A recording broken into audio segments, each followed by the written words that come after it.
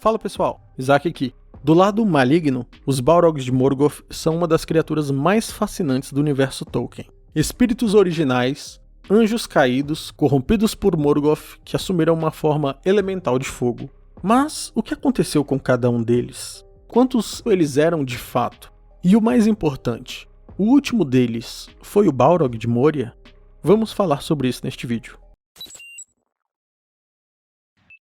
Vamos começar por quantos eles eram exatamente. E a resposta são 7. Mas não foi sempre assim.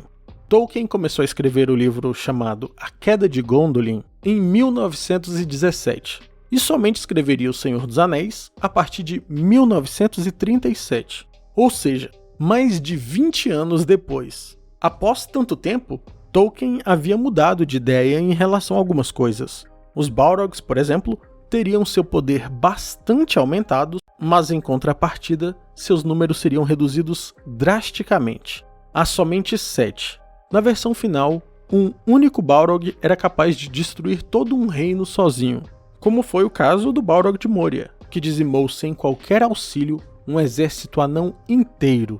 Por outro lado, quando Tolkien inicialmente os criou, embora eles ainda fossem terríveis, possuíam apenas uma fração de poder da versão final. Aspas para o livro Contos Inacabados, parte 2.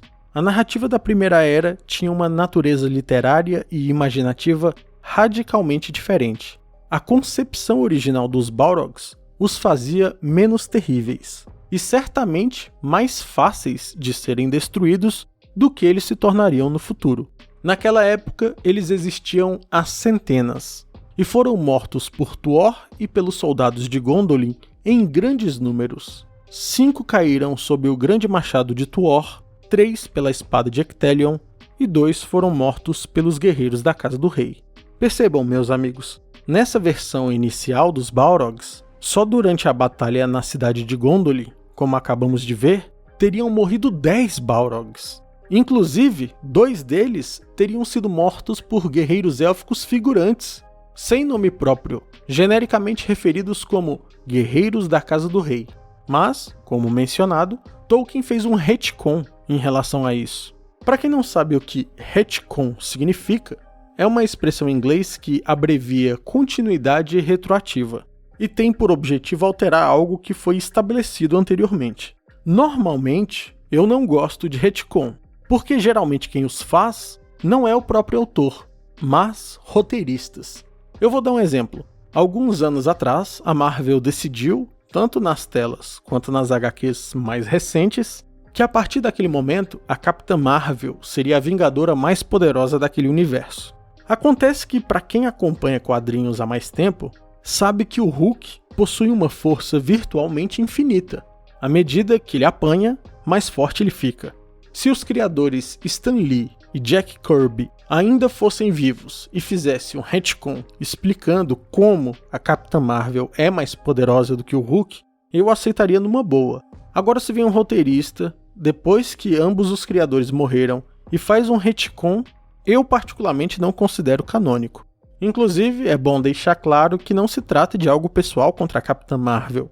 O Thor, Homem de Ferro, Homem-Aranha, nenhum deles é mais poderoso do que o Hulk canonicamente. Inclusive, isso foi até motivo de piada nos próprios filmes. O Thor se auto-intitula o Vingador mais poderoso e a nave não destrava. Bem-vindo. Ativação por voz exigida. Thor. Acesso negado. Vingador mais forte. Negado. Vingador mais forte. Negado. Já quando Bruce Banner se identifica, o Hulk, a própria nave o chama de Vingador mais forte. Ativação por voz exigida. Banner. Bem-vindo, Vingador mais forte. O quê? Inclusive, para quem gosta, eu recomendo uma saga chamada Hulk contra o Mundo. Para se ter uma ideia, nessa saga, os Vingadores precisam se reunir porque senão o Hulk iria destruir o planeta inteiro no acesso de fúria dele. Em resumo, o que eu quero dizer é que um retcon, para mim, só vale se for feito pelo próprio autor da obra. Caso contrário, é fanfic. Como no nosso caso aqui, quem fez o retcon foi o próprio professor Tolkien, o criador da obra, então é algo sem dúvida canônico. Dito isso, voltemos de como o professor Tolkien reduziu o número deles drasticamente para 7. No livro Contos Inacabados, parte 2, temos mais detalhes. Aspas para uma nota do filho e editor do professor J.R.R. Tolkien. A ideia de que Morgoth dispunha de uma tropa de Balrogs permaneceu por muito tempo. Porém, meu pai mudou de ideia e disse que apenas poucos sequer existiram, no máximo 7. Mas o que houve com cada um destes 7 Balrogs? Aqui, pessoal, vamos desconsiderar a primeira versão, que fala que Tuor matou 5, Ectelion 3 e os figurantes 2, porque essa versão foi alterada e é incompatível com os escritos atuais. Aliás, seria impossível eles terem matado 10 quando só existiram 7. Então essa versão foi deixada de lado, beleza? Dito isso, vamos ao destino dos 7 Balrogs da forma como conhecemos hoje. Vamos começar pelo mais famoso, o Balrog chamado A Perdição de Durin. Este Balrog, ainda na Primeira Era, percebendo que seu mestre Morgoth ia perder a guerra, fugiu e se escondeu nas profundezas de Moria, onde ele hibernou e dormiu por milhares de anos. Como sabemos, foi despertado pelos anões por acidente, que buscavam um minério muito raro, chamado Mithril. O Balrog dizimou o reino deles inteiro. No entanto, no futuro seria derrotado pelo mago mais casca-grossa e querido do legendário, Gandalf o Cinzento. Agora vamos a outro Balrog bastante importante, chamado Gothmog. Este era o senhor e chefe de todos os Balrogs. O professor Tolkien diz que este Balrog em específico possuía o dobro dos demais tanto em tamanho quanto em poder. Inclusive, ele era bem mais poderoso do que o elfo que o derrotou. Acontece que Ectelion era um exemplo de perseverança e lutou até o último suspiro de sua vida. Durante o duelo, Gothmog já havia praticamente derrotado o elfo, quebrado seus braços, o desarmado, e quando estava prestes a dar o golpe final, este corajoso elfo pulou no Balrog, entrelaçou suas pernas no demônio e enfiou a ponta de seu capacete no peito de Gothmog. O senhor dos Balrogs se desequilibrou e ambos caíram numa fonte que estava próxima e que era muito profunda. Ambos morreriam afogados. O próximo Balrog foi morto pelo melhor amigo de Ectelion e um velho conhecido aqui do canal, o elfo Glorfindel. Glorfindel estava ajudando os refugiados a escapar de Gondolin, quando um Balrog os cercou. Glorfindel então disse que os refugiados deveriam continuar sua rota, enquanto ele iria impedir o Balrog de passar. Ambos lutaram à beira de um precipício, e depois de uma batalha sangrenta, Glorfindel finalmente conseguiu derrubar o demônio do despenhadeiro. Mas, como tenho certeza que vocês já perceberam, esses monstros de fogo costumam levar seus oponentes junto. O Balrog que Gandalf derrubou puxou seu pé com um chicote. Gothmog levou Ectelion junto para afundar na fonte, e não foi diferente com Glorfindel. Enquanto o demônio caía, puxou Glorfindel pelos seus cabelos e o levou junto para a morte. Portanto, sobraram 4 Balrogs vivos. O que houve com estes? A resposta está no Silmarillion. O confronto dos exércitos do Oeste e do Norte é chamado de Grande Batalha e de Guerra da Ira. A maioria dos Balrogs foi destruída, a não ser por uns poucos que fugiram e se esconderam em cavernas inacessíveis, enraizadas na terra. A Guerra da Ira aconteceu ao fim da Primeira Era. Isso significa que 2 Balrogs já haviam morrido nas mãos de Ectelion e Glorfindel, mas Gandalf ainda não havia matado a Perdição de Durin. Ou seja, pelo menos 5 Balrogs lutaram na guerra.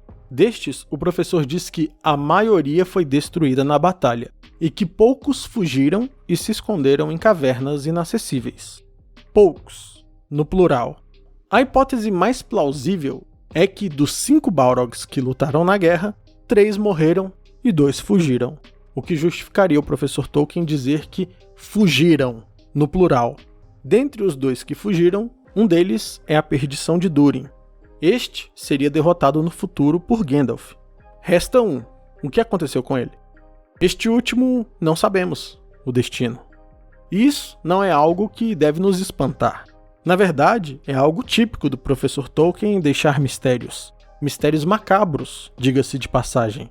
A expectativa de um terror dessa magnitude desaparecido gera uma inquietude assombrosa. Não devemos nos esquecer. Tolkien era admirador declarado dos irmãos Grimm e disse abertamente, em diversas entrevistas, que Senhor dos Anéis não era para criança e que, para o gosto dele, a obra deveria ser encarada de maneira mais sombria e com mistérios inexplorados. E este Balrog desaparecido não é o único exemplo.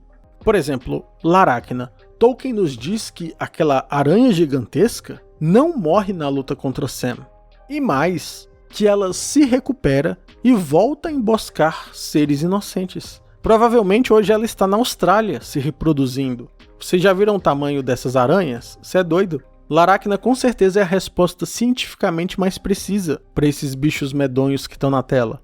Outro exemplo são os magos azuis. O professor não nos diz diretamente, mas nos dá fortes indícios de que os magos azuis viraram necromantes. Em suas cartas ele fala mais de uma vez sobre isso. Aliás, vou trazer alguns vídeos tratando dos mistérios sem resposta que o professor deixou. Um salve aos novos membros do canal Hugo Mendes e John Junqueira. E aí, meu amigo, você é um inscrito antigo do canal, eu lembro de você. E também aos queridos magos brancos Pedro Roma, Lian Sete e Anderson Earendio. Muito obrigado pelo apoio ao canal, meus amigos. E com isso chegamos ao fim de mais um vídeo. Se você gostou, não deixe de se inscrever e deixar um gostei para ajudar o canal. Um abraço e até o próximo vídeo.